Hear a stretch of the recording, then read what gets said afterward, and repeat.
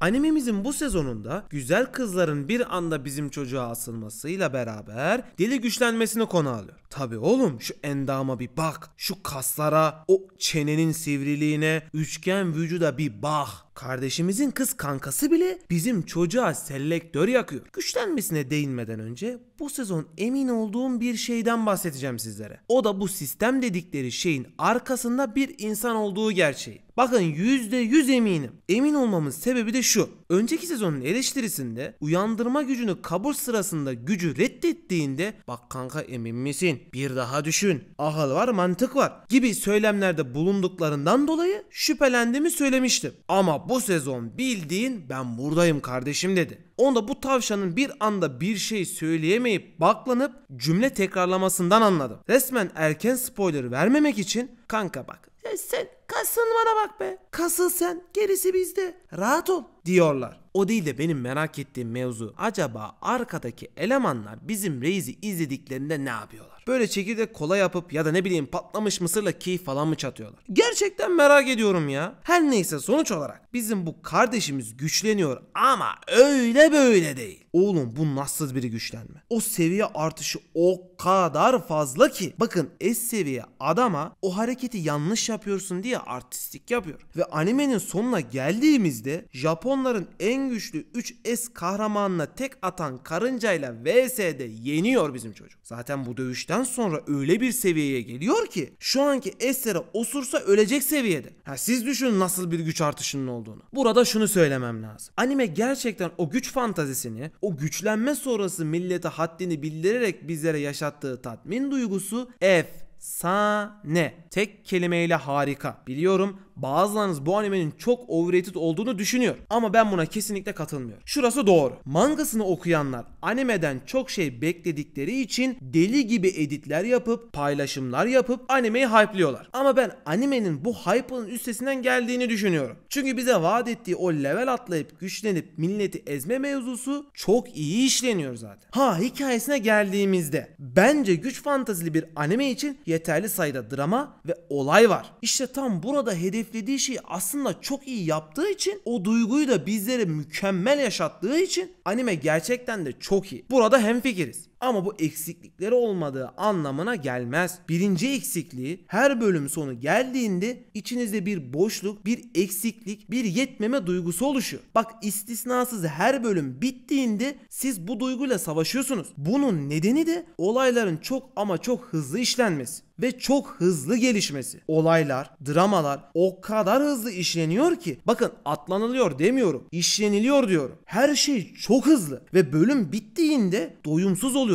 Bu kulağa iyi gibi geliyor olabilir ama aslında değil. Bu sefer de siz olayların yüzeysel olmasıyla uğraşıyorsunuz. Evet, eksiksiz işleniyor olabilir ama olayları derinlemesine işlemeden tık diye böyle hızlıca geçmesi derinliği azaltmış. İkinci bir mevzuda S karakterler çok ama çok hızlı harcandı. Şu an S karakterlerin benim gözümde hiçbir değeri yok. Sürekli güçlenen, güç fantazili animelerde bunlar gayet normal. Ama başlangıç için, o başlangıç kısım için çok fazla. Ya şimdi bana Laz giriş için çok fazla şey bekliyorsun diyebilirsiniz ama ben olması gerekeni söylüyorum sizlere. Giriş bölümünde hikayenin derinleşeceğini, kızışacağını bizlere gösterse ya da o kadar abarttıkları S karakterleri böyle tık diye harcamasalar çok daha iyi olurdu. Bu sayede insanları yüzeysel eleştirilerine maruz kalmazdı. Bakın şunu tekrardan söylüyorum. Şu anki haliyle bile güzel ama ben burada daha iyisini, daha güzelini olabileceğini savunuyorum. Onu sizlere söylemeye çalışıyorum. Üçüncü eksikliği ise bizim çocuğa herhalde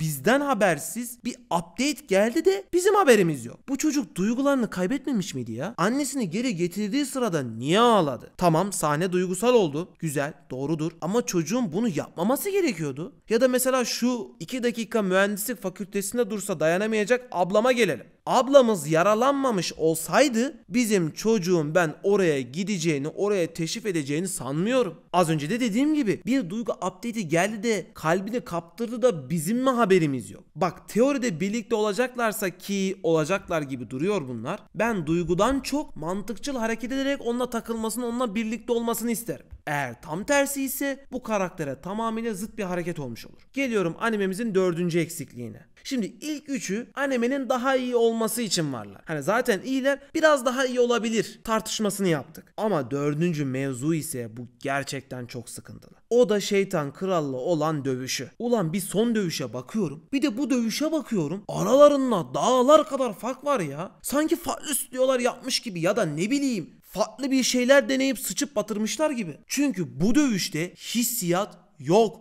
ruh yok, tatmin edicilik yok, hiçbir şey yok ya. Ve yine şu kızımız olmasa dövüşü kazanamayacaktı. İlk sezonda bunu söyledim. Bu çocuk bunu bir kez daha yapacak diye bakın yine yaptı. Doğru çıktı. Bakın bir de üstüne üstlük dövüş de kötü olunca bu olay o kadar çok sırıtmış ki anlatamam. Ya bu dördüncü mevzu gerçekten belki de animenin en kötü bölümüne sebep oldu. Ama bak bunu hemen geçersek abi son sezondaki dövüş efsaneydi ya. Çok keyif aldım izlerken. O tatmin duygusu, o dövüş hissiyatı, o ruh. Hani muazzamdı ya. Gerçekten çok iyiydi. Aklım aldı. Hayır anlamıyorum, bu ikisini yapan stüdyo nasıl aynı olabilir ya. Gerçekten çok ilginç. Diğer bir efsane bulduğum yer ise bizim çocuğun babasının şu salağa dövmesi. La oğlum o kadar hoşuma gitti ki. Bir de hastanede bu kudurdu ya. Tatminlikten böyle dört köşe oldum yani. Hiç bu kadar hoşuma gideceğini düşünmüyordum. Ama keşke dayak yediği sahneyi de görseydim. O zaman var ya hazın hani hatta hesabı olmazdı. O değil de ben bir an bu animenin süper kahramanlara geçiş yapacağını falan sandım. Bir anda All Might'ın çakması gibi bir abinin gelmesi. Bizim Reis'in geceleri Batman'cilik oynaması. Hani bildiğin süper kahramana evriliyor gibiydi ki iyi ki olmadı. Son kez birini överek eleştiriyi bitirmek istiyorum. Şu çocuğun heykelini yapmaya çalışsalar beton yetmez. Helal olsun Reis'e. Yani babasından gelen malı, varisliğini, ne var ne yok her şeyi sırf bizim Reis'in davası uğruna elinin tersiyle böyle itti. Bir de babasına res çekti ya. Helal olsun ya. Tam bir dava adamı. Yani gerçekten tebrik etmek lazım. Biz bu animenin bu sezonuna 10 üzerinden 8 puan veriyoruz. Direkt animede kırdığım mevzu, yanlış hatırlamıyorsam 8 veya 9. bölüm olması lazım, yaptıkları dövüş. Gerçekten bu tarz böyle güç fantazili animelerde dövüşün çok iyi olması, o ruhun bizlere çok iyi yansıtılması, animasyonların iyi olması gerekirken bir de üstüne üstüm yardım alarak boss'u kesmesini de eklersek combo halinde animenin hype'ını çok feci bir şekilde düşürüyor. Şimdi diyeceksiniz ki niye bu kadar çok yüksek? Evet, buradaki dövüş belki de çok kötü. Ama bunun haricinde animede kalan bütün dövüşler efsane. Hele son dövüş zaten apayrı bir konu. Yani animenin dövüşleri gerçekten iyiydi. Tatmin ediciydi. Animemizin bu sezonundaki o hikaye kısmı bir tık hızlı işlense de beklentileri karşılıyor. Ve insanın istediklerini de veriyor. Yani iki türlü de istekleri karşılanıyor. Bana kalırsa ya sadece başta ve sonda böyle olayların derinleşeceğini, işte işlerin ileride kızışacağını göstermek yerine orta kısımlarda da böyle ekleseler çok daha iyi olabilirdi. Aynı zamanda bu sezon böyle hızlı işlemelerinden kaynaklı es kahramanları çok hızlı harcadılar. Ben bu kadar hızlı harcanacaklarını düşünmüyordum. Evet, bizim çocuğun gelişiminde basamak olacaklar. Bu doğru, katılıyorum. Ama bu kadar hızlı olmamalıydı bence. Çünkü sen gelişme kısmında bu kadar fazla övdüğün kahramanları en azından gelişmenin başında yok edersin. Yani smooth bir geçiş yaparsın, böyle yumuşak bir geçiş yaparsın. Böyle tak diye kapatıp diğer tarafa geçmez. Ya bu kadar keskin olmamalı bence. Onun haricinde eğer bizim çocuktan bu sezon böyle gerçekten güzel bir gelişim bekliyorsanız beklediğinizin fazlasını alacağınızdan %100 eminim. Tatmin edici bir gelişmesi var güç olarak. Aynı zamanda o ezicilik duygusu da çok iyi yansıtılmış. Animemizin her bölümü bittiğinde size o kadar hızlı gelecek ki devam yok mu diye diğer bölüme saldıracaksınız. Bu gayet normal, tadını damağınızda bırakıyor. Ayrıca bir de şunu da söyleyeyim. Overrated diye böyle girmeye çekinen arkadaşlarım varsa bence hiç ona bakmayıp direkt girsinler. Eğer gerçekten güç fantazili animeleri seviyorsanız yani sizin için bu bir engel olmamalı. Pişman olmazsınız. Bırakın bu kadar hype yapıp overrated olduğunu düşünmesine sebep olan fanlara ilgilensin. Sizler değil. Başınızı arttık. Bir sonraki seride görüşmek üzere. Hoşça kalın. Sağlıcakla kalın. これはキスノートです。キスノート？とりあえず中を見てください。はい。